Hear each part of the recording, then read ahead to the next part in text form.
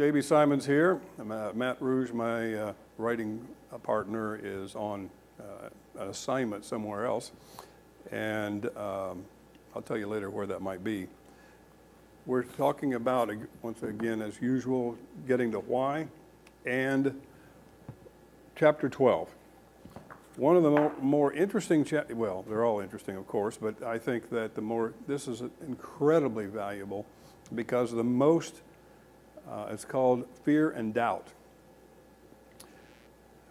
We think, ask yourself, what are the most common killers of human life? And we think of cancer, and we think of fires and destruction and terror and those kind of things. But the number one killer of human life is fear and doubt. I have been in hospitals with people who should have walked out, but fear and doubt made it impossible.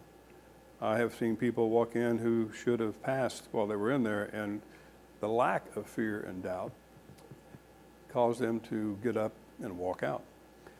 So this particular chapter is designed to take a look at what are some of those components of fear and doubt, where does it come from, and that how might we resolve some of it. Now, once again, I'm going to jump right to the implementation component, because in the worksheets back of that talks about listing some of the fears and some of the doubts that you have.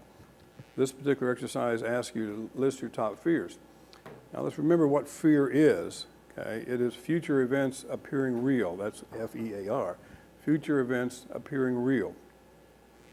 The purpose of a terrorist, for example, is to cause you to think that what they're telling you is going to happen is going to happen right now, but it's really a future event. That's the value of terror, is that when you're growing up, that the largest terrorist organization in the world is not what you might think it is. It's parents, is that they are experts at terrorizing the children and causing them fear that future events are going to appear real, and it causes you to kind of be motivated in the right direction. Now, the second largest terrorist organization in the world is children, and they are working to become parent terrorists, and they learn all that from their parents. And I remember, my father would say things like, "I'm going to tear your head off and spit down the hole."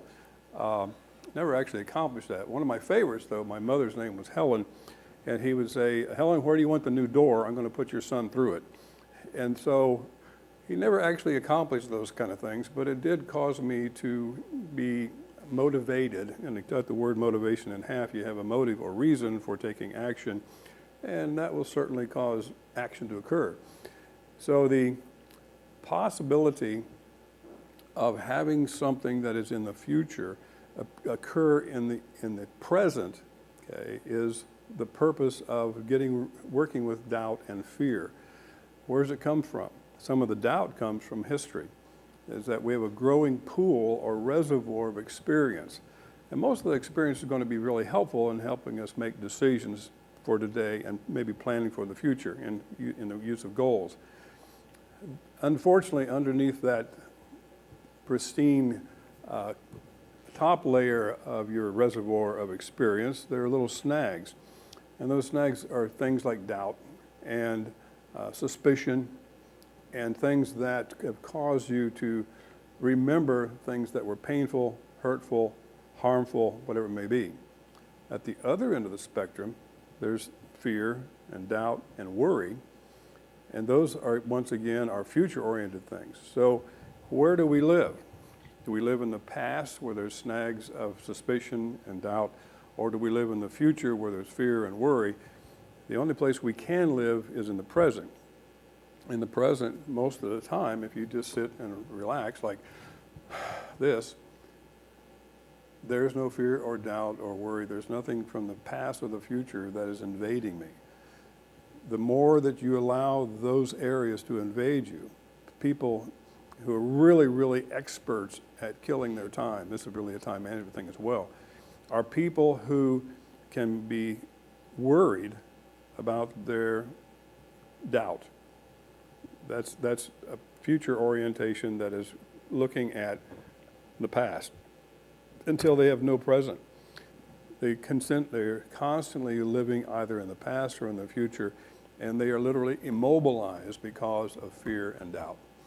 So the purpose of this particular chapter is to cover those areas and to take a look at what are some of those things that may immobilize you, and that realizing that they are not in the present. They're in your mind, in the future, or in the past. And so the possibility of some healing could really happen in this particular chapter called Getting to Why, Fear and Doubt. I'll see you in the next chapter, and hopefully you're not afraid of going into the next chapter now. Thank you.